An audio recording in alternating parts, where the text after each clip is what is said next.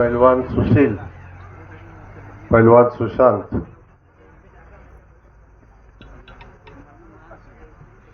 या दोघांच्या वाढदिवसाच्या निमित्तानं आपल्या सगळ्यांचे सहकारी सन्माननीय नवनाथजी शिंगाडे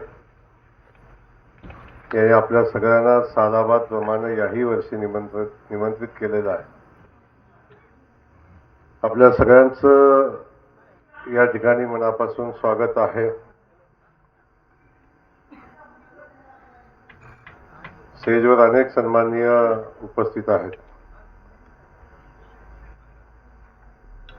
आत्ताच नवादारांनी सांगितलं की माझी पर्याय व्यवस्था आम्ही करून ठेवलेली आहे. कार्यक्रमाची भाव पर्याय नाही, कार्यक्रमाची तुमची नाही, कार्यक्रमाची.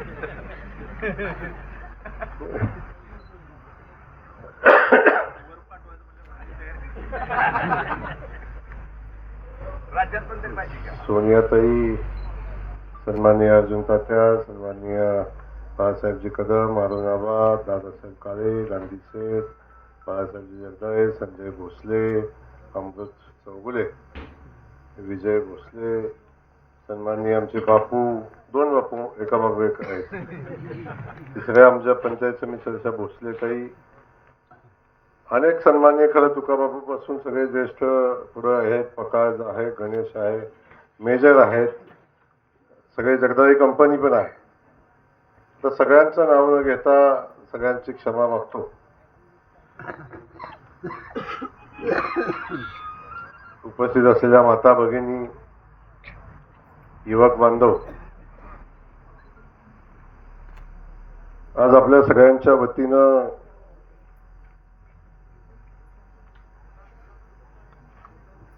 पैलवान सुशील आणि सुशांत या दोघांनाही वाढदिवसाच्या मनापासूनच्या शुभेच्छा देतो.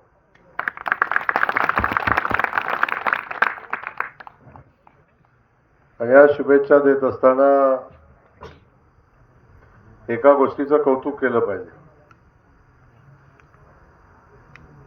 आपल्या मुलांचा वाढदिवस साजरा झाला पाहिजे, आपल्या मुलांचं कौतुक झालं पाहिजे, अशा पद्धतीची भूमिका घेणारा आणि आपल्या मुलांच्यावर प्रचंड प्रेम करणारा नवनाथ सारखा बाप मिळणं हे खरं नशिबाचं काम असते.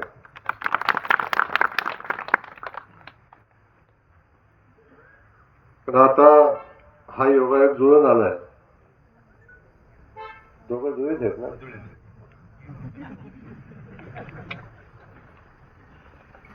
त्यामुळं मागच्या वर्षी हा वाढदिवस साजरा झाला होता, त्याच्या मागच्या वर्षी झाला होता.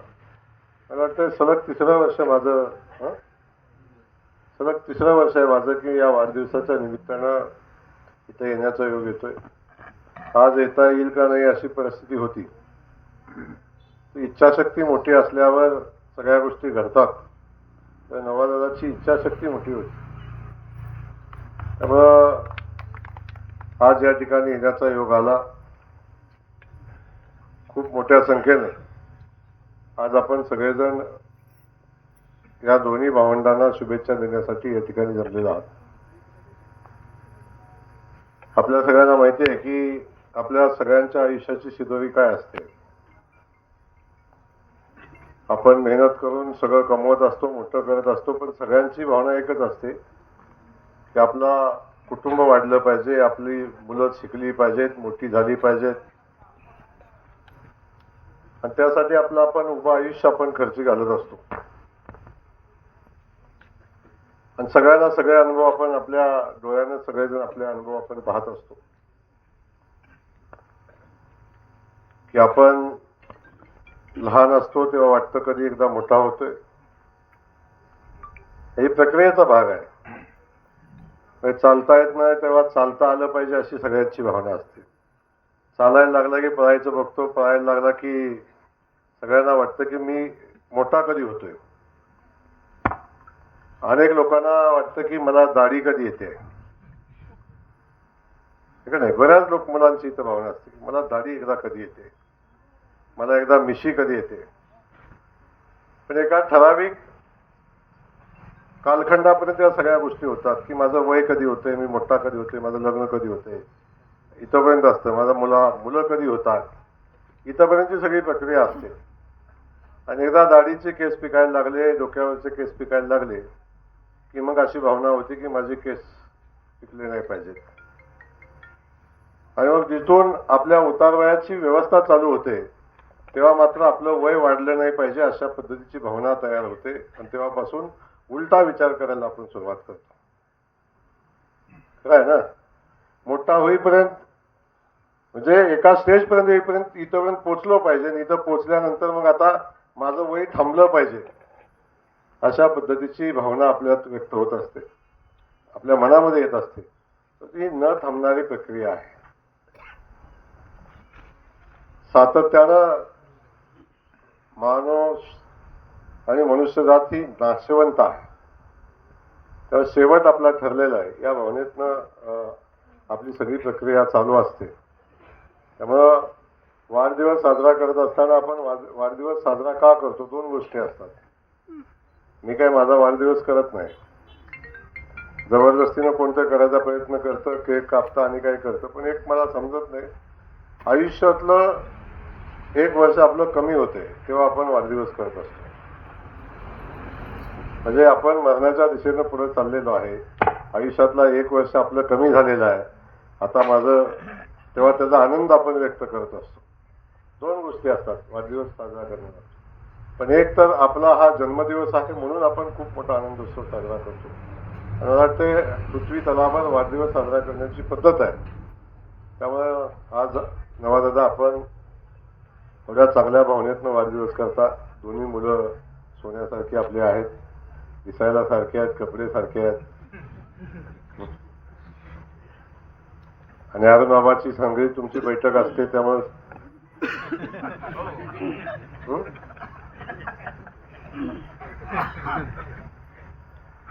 मी आतापर्यंत सगळं ऐकलं, पण अरुण बाबा बैठकीत बसतो हे पहिल्यांदा ऐकलं.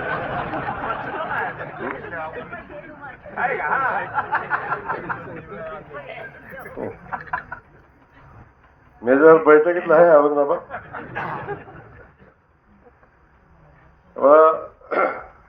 आज वाढदिवस साजरा होत असताना कुटुंबाच्या भावना, आईच्या चेहऱ्यावरचा आनंद, बहिणीच्या चेहऱ्यावरचा आनंद याचा आपण सगळेजण अनुभव या ठिकाणी घेतो. मी पुन्हा एकदा आपल्या सगळ्यांच्या वतीनं मनापासूनच्या शुभेच्छा देतो. आपल्या खूप मोठ्या संख्येनं आज या ठिकाणी आहेत. खास करून आमचे युवक बांधव पाठीमागे सगळे उभे आहेत. या दोन्ही मुलांचे मित्र वाढदिवसाचं प्रेम आहे म्हणून आलेले. आणखीन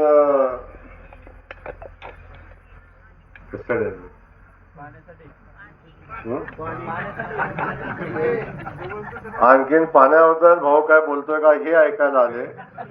आणखीन हातावर पाणी पडतंय का बघण्यासाठी आलेले का? हे असे अनेक वेगवेगळ्या अर्थाने आलेले अनेक लोक आहेत. पण खास करून या दोन्ही मुलांनी खूप चांगला मित्रसंग्रह या निमित्तानं जमवलेला आहे. म्हणूनच आज एवढ्या मोठ्या संख्येनं आमचे युवक बांधव या ठिकाणी उपस्थित आहेत. त्यांचंही मनापासून स्वागत. आपल्या सगळ्यांना जो प्रश्न पडला आहे याची मला जाणीव आहे. मागच्या वाढदिवसालाच मी सांगितलं होतं की आता पुढच्या वाढदिवसापर्यंत काम चालू झालं पाहिजे, बरोबर आहे ना? तर काम चालू करण्याची सगळी प्रक्रिया संपलेली आहे, टेंडर झालेलं आहे, फक्त आता वर्क ऑर्डर द्यायची राहिलेली आहे. एकदा वर्क ऑर्डरची प्रक्रिया कंप्लीट झाली की प्रत्यक्षात कामाला सुरुवात करण्यासाठी भूमिपूजन कुठल्या दिवशी करायचं एकदा ठरलं की मग आपण प्रत्यक्षात कामाला सुरुवात करू. आणि जो शब्द आपल्याला दिलेला आहे की मागच्या निवडणुकीमध्ये 3 वर्षाच्या आत, बरोबर आहे ना? खरं आहे ना? 3 वर्षाच्या आत पाणी या भागाला पोचलं पाहिजे अशा पद्धतीचा शब्द दिलाय. 5-6 महिने इकडं तिकडं होईल नवादादा, त्याच्यापेक्षा अधिकचं काही होणार नाही. पण तेवढ्या कालखंडामध्ये पाणी आपल्या या भागामध्ये पोचेल, अडचण येणार नाही.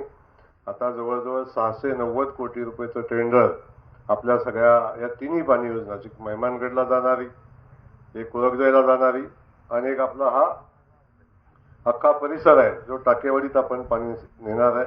आणि टाकेवाडीतून ग्रॅव्हिटीनं पाणी हे खाली कारखेलपर्यंत पुन्हा जाणार आहे. म्हणजे हा सगळा परिसर इथून अगदी फुटबॉलपर्यंतच्या डोंगरापासून पलीकडचा सगळा प्रदेश पाण्याखाली येणारी ही जी योजना आहे ती आता योजना त्याचंही काम आता चालू होणार आहे. म्हणजे आता मंजूर विषय संपलेला आहे, टेंडर झाले, सगळं झाले. आता फक्त वर्क ऑर्डर द्यायची राहिलेली आहे. ती झालं की काम चालू होईल. तेव्हा आपल्याला जो प्रश्न पडलेला आहे की पाण्याचं कसं होणार, तेव्हा मी सांगितलंय जोपर्यंत पाणी मेजरच्या शेतात ऊस लागणार नाही तोपर्यंत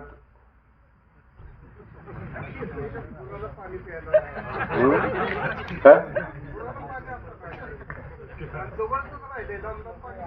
कुठे गेले कुठं म्हणजे गुराला प्यायला पाणी नाही, बरोबर आहे. पण अजून सुद्धा एवढं सगळं झाल्यावर सुद्धा आपण सगळेजण खूप ताकदीने आतापर्यंत माझ्यापर्यंत केलं, मला मदत केली सगळी. पण एवढं झालं तरी सुद्धा अजून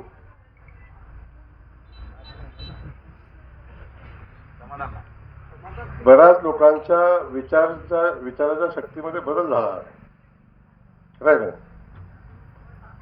अजून आता काही गडी येतात आणि कॅमेरा इथं असतील, त्यातलं काही गडी इथे यायला असतील. रस्त्यावर कॅमेरा फिरतात, दिसताय का मान तालुक्याच्या आमदारांनी पाणी आणलंय का, वाहून जातील, गुडघ्या एवढा आहे का पाया एवढा आहे, बरोबर आहे. अनेक गडी फिरतात. त्यामुळे असल्या अवलादी या तालुक्यामध्ये आहेत ज्याला लाज, ज्याला शरम, ज्याने आई वडिलांनी का जन्माला घातले याचं भान नाही, अशी लोक काय या तालुक्यामध्ये आहेत. अगदी कृष्णेच्या काठाला गेला तरी सुद्धा काठावर जाऊन पाणी बघितलं तर दिसणारच नाही तुम्हाला. पण ज्याला कोणाला पाणी बघायचंय त्याने एकदा पाणी जिथं आहे तिथं जाऊन बघितलं पाहिजे ना. त्यांना या तालुक्यात लागलेला ऊस दिसला नाही, वाहणारं पाणी दिसलं नाही. इथं जो रस्ता तुम्हाला दिसतोय समोर, आयुष्य गेलं खड्ड्यात आपलं, खऱ्याकडे गेलं ना आयुष्य, अख्खं आयुष्य आपलं खड्ड्यात गेलं. पिढ्यानपिढ्या आपण या रस्त्यासाठी संघर्ष केला. डांबर आज टाकलं, 2 महिन्यानं, 3 महिन्यानं, 4 महिन्यानं आपलं डांबर उकडून गेलं. किती वेळा रस्ता केला आपण, जेव्हा आपण विनंती केली आपण केलाच रस्ता. परंतु कधीच या भागातले खड्डे, खास करून बिजवडी जवळचा खड्डा आठवते ना आपल्याला, बिजवडी सोडले की तिथून पुढचा तुकाबापू पुढचा खड्डा कवाच संपला नाही. तो कायम सातत्यानं, म्हणजे ते कुठलं ते कीर्तनकार आपले महाराज, त्यांच्या अक्षय महाराजांच्या घराच्या पुढे गेल्यावर जो खड्डा कधीच थांबला नाही. पण आता आपण बघतो की ज्या पद्धतीचा रस्ता आता झालेला आहे, किमान 20 वर्ष, येणाऱ्या 20 वर्षात या रस्त्याला खड्डा पडणार नाही अशा पद्धतीचा रस्ता आता झालाय. एका बाजूने या रस्त्याचं काम होतंय, कारखेलवरून आलेल्या त्या रस्त्याचं काम झालंय. बाकी गावागड्यातल्या कामाची आपण बघतो की सगळ्या बाजूने कामाची पूर्तता, आपण जे जे काम मागताय ते होतंय. त्यामुळे आता राहिला विषय फक्त पाण्याचा आहे. कारण आपल्याकडं ही समाज व्यवस्था अशी आहे किंवा समाज मन असं आहे, झालेल्या कामावर कधीच चर्चा होत नाही, न झालेल्या कामावर चर्चा होते, बरोबर आहे की नाही. झालेल्या कामावर चर्चा होत नाही, बरोबर. आणि तो झाली पाहिजे चर्चा.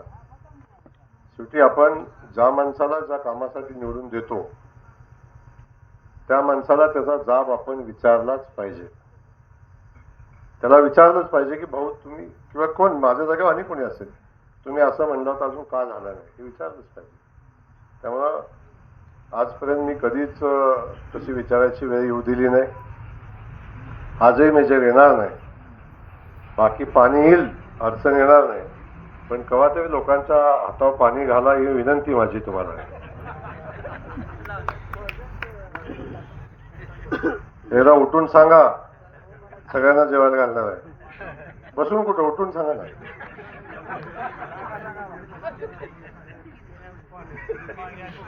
पाणी आल्यावर नाही, पाणी याच्या आधी. पाणी आल्यावर बाकीची घालतील, आता तुम्ही घाला. पाण्यातली सगळी विघ्न जाऊ दे म्हणून तुम्ही बोकडं कापणार. चला आणि सांगा, तिकडे ऐकलं नाही कोणी, ऐकलं नाही ना. ऐकलं का सगळ्यांनी?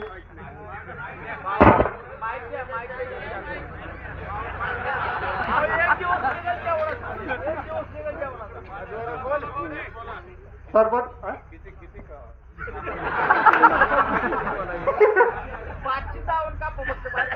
पाचशे कप मी वारीत जाऊन एवढी सेवा वारकऱ्याची केली, किती कापणार विचारते, कसं व्हायचं नाही. हरकत नाही. आपण बघितलं की तिथे मी म्हणलं म्हणून तुम्ही काय थांबणार नाही, तो विषय नाही. ते गमतीचा भाग म्हणून सोडून द्या. पण आता येणाऱ्या 2-3 महिन्यात लागतील. 2-3 महिन्यात आता काम चालू करू. या भागातल्या पाणी प्रश्नाच्या संदर्भातला कायमचा मार्ग आता निघेल. पांगरीपर्यंत पाणी पोचले. महाराज पोचलंय ना? पोचले का नाही? पांगरीत चालू आहे ना आता पाणी. हा, तर पांगरीत पोचले, वडगावला पोचले, वडगावचा काय भाग पोचले, काय भाग राहिलाय. तिथून खाली आता कारखेलपर्यंत पाणी जाईल. तो टप्प्याटप्प्याने पाणी पोचेल आणि येणाऱ्या 8-10 दिवसामध्ये. जोपर्यंत पावसाचा कालखंड आहे, आपल्याकडे दिवाळीपर्यंत पाऊस पडतो.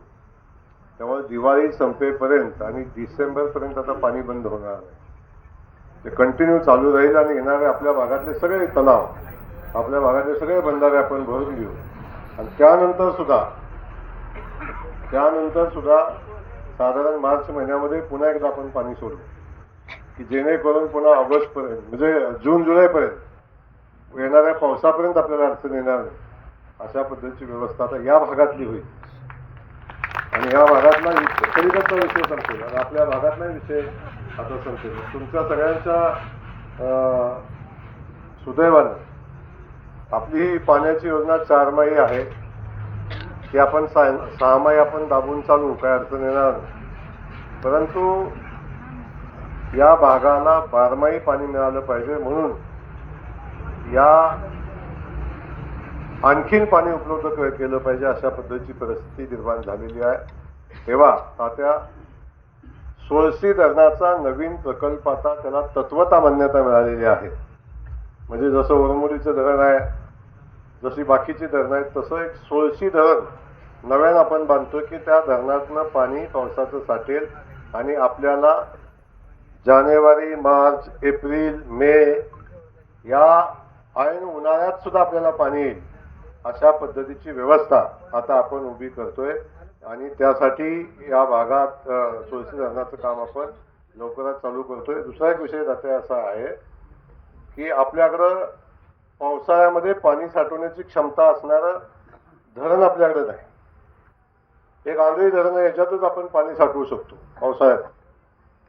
पण आंधळी धरण सोडलं तर तेवढं मोठं धरण आता आपल्याकडे नाही. मग रानांचं एक छोटा आहे आणि रानांनंतर मग देवापूरचं आहे, तिकडून काय पाणी आपल्याला आणता येत नाही.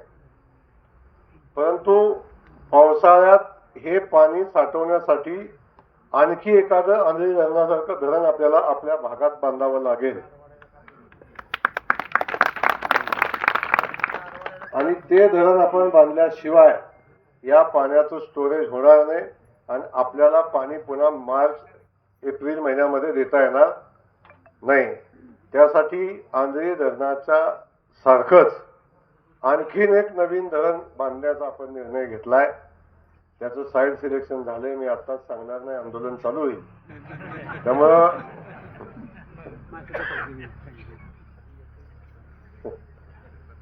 पण आता ती काळाची गरज राहिली. तुम्ही बघितलं असेल, आंधळी धरण माझीच जमीन गेली. आमच्या वडिलांनी संघर्ष केला, अनेक लोकांनी संघर्ष केला. वडील जेलमध्ये जाऊन बसले, 42-47 दिवस जेलमध्ये होते. तोपर्यंत जेलमध्ये ठेवून शासनाने काम चालू केलं. पण जेव्हा धरण झालं त्याचा परिणाम आपण बघितले. आज आंधळी धरण नसतं तर आपण आज पांगरीला पाणी देऊ शकलो नसतो, कारखेलला पाणी देऊ शकलो नसतो, हे पाणी साठवू शकलो नसतो. पावसाचं पडणारं सगळं पाणी आज देवापूरला गेलं असतं. तुमच्यातनं रानांना जाते, देवापूरला गेलं असतं आणि आपला भाग आहे असा दुष्काळी राहिला असता. त्यामुळे जरी आमच्या जमिनी गेल्या असल्या तरी सुद्धा जेव्हा हजारो लोकांचं भलं व्हायचं असते तेव्हा 100 लोकांचं नुकसान झालं तरी चालतं. हा नियतीचा नियम आहे, बरोबर आहे ना? 100 लोकांचा जीव वाचवत असताना 2 गेले तरी चालतात, अशा पद्धतीची परिस्थिती. म्हणून आम्हाला त्याग करायला लागला आणि गांधीचा फायदा झाला. म्हणजे आम्ही भूमिहीन झालो, पण शेठचा फायदा झाला. शेवटी ज्याचे जे नशीब असते, त्यामुळं त्याच्या नशिबातलं त्याला मिळत असतं, त्यामुळे त्यांना फायदा झाला. पण आता खरंच तात्या, आता गरज आहे एका नवीन धरणाची आवश्यकता आहे, की जेणेकरून एखादा टीएमसी पाणी तरी आपण अडवू शकू. अशा पद्धतीचं एक नवीन धरण आपल्याला केल्याशिवाय आपल्यापुढे मार्ग नाही. त्याच्याशिवाय आपल्याला पाणी नाही. कारण एकदा पावसाचं पाणी, नदीचं पाणी संपलं तर पुन्हा आपण उचलून पाणी आणू शकत नाही. त्यामुळे जोपर्यंत पाणी तिथं आहे तोपर्यंत आणून आपल्याला साठवायला लागेल. जसं आपण आपल्या ह्या बंधाऱ्यात साठवतो आपण पाणी, तसं धरणात साठवायला लागेल आणि ते ठेवून पाणी आपल्याला द्यायला लागेल. त्यामुळं त्याचा सर्वेची सूचना आता लवकरच निघेल आणि लवकरच एक याही भागामध्ये चांगलं धरण तुमच्याकडे नाही होणार, तिकडेच होणार, काळजी करू नका. आणि इकडं जरी साईड असली एखादी, इकडं जरी असली साईड तरी करायला हरकत नाही. आता शेवटी पर्याय नाही, कुणाला तरी त्याग करायला लागणार आहे. त्यामुळं कुठं आहे का?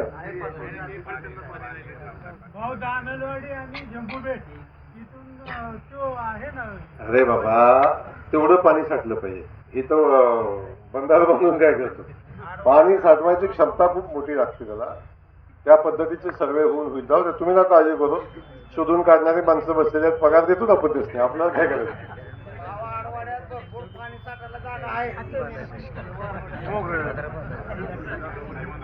हा, नका चिंता करू. कुठं साठवायचं ते बघू, पण साठवू कुठंतरी. त्यामुळं तेही काम या निमित्तानं होईल. आता आपण बघतो खूप कामं आता वेगाने या ठिकाणी होत आहेत. अधिकचं बोलणं उचित नाही, सगळ्यांना भूक लागलेली आहे. आणि मेजर थांबायचं का?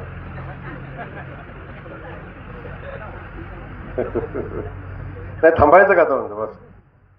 पुन्हा एकदा आपल्या वाढदिवसाच्या मनापासूनच्या शुभेच्छा देत असताना, आपण सगळेजण एवढ्या मोठ्या संख्येनं नवादावर प्रेम करताय, त्यांच्या कुटुंबावर प्रेम करता, या ठिकाणी आलात, आपल्याला धन्यवाद. नवादादा, आता पुढच्या वर्षी वाढदिवसाचा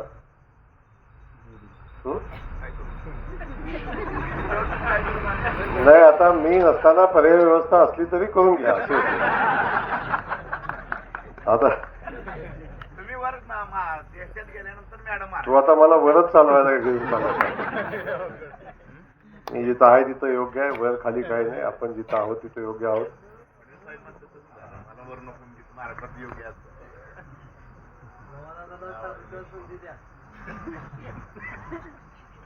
जुवर माझ्या खात्यात घेऊन तुला सूचना येतच राहतील. तेव्हा अधिकच्या सूचना यायच्या आधी आपल्या सगळ्यांना धन्यवाद. जय हिंद, जय महाराष्ट्र.